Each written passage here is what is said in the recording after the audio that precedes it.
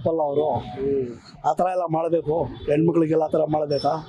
ಆ ಸರ್ಕಾರವೆಲ್ಲ ಇದ್ಬಿಟ್ಟು ಜನಕ್ಕೆ ಸೇವೆ ಮಾಡೋದನ್ನ ಬಿಟ್ಟು ಅವ್ರು ಈ ಥರ ಎಲ್ಲ ಮಾಡ್ಬೋದಾ? ಬೇರೆಯವ್ರು ಮಾಡಿದ್ರೆ ಏನೋ ಪರವಾಗಿಲ್ಲ ಅನ್ಬೋದು, ಇದು ಮಾಡ್ಬೋದು. ಯಾರು ಸರ್ಕಾರಕ್ಕೆ ಇವರು ಎಲ್ಲ ಏನು ಮಾಡೋದು?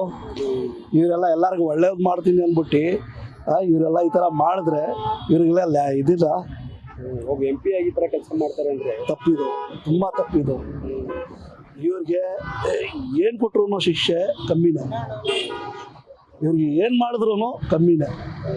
ಆದರೆ ಹೆಣ್ಮಕ್ಳ ಜೊತೆ ಈ ಥರ ಮಾಡೋರಲ್ಲ, ಯಾರನ್ನ ಅಲ್ಲಿ ಹೆಣ್ಮಕ್ಳು ನಮಗೆ ಅಕ್ಕ ತಂಗಿಯವರು, ನಮ್ಮ ತಾಯಿ ಆಗಿರ್ತಾರೆ, ನಮ್ಮ ಅಕ್ಕ ತಂಗಿಯವರು ಆಗಿರ್ತಾರೆ, ಯಾರ್ಯಾರು ಆಗಿರ್ತಾರೆ.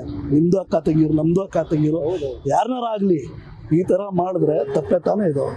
ಪ್ರಜಾಪ್ರಭುತ್ವ ದೇಶ ಬಿಟ್ಟು ಹೊರಗೋಗ್ತಾರೆ. ಅವರು ಹೋಗ್ಬಾರ್ದಾಯ್ತು, ಆ ಥರ ಮಾಡ್ಲೂಬಾರ್ದಾಯ್ತು. ಅವ್ರು ಮಾಡಿರೋದೇ ತಪ್ಪು, ಅದರಲ್ಲೂ ಹೋಗಿರೋದು ಇನ್ನದಕ್ಕೂ ತಪ್ಪೇ ಅಲ್ವಾ? ಗ್ಯಾರಂಟಿ ನ್ಯೂಸ್, ಸುದ್ದಿ ಖಚಿತ, ನ್ಯಾಯ ನಿಶ್ಚಿತ.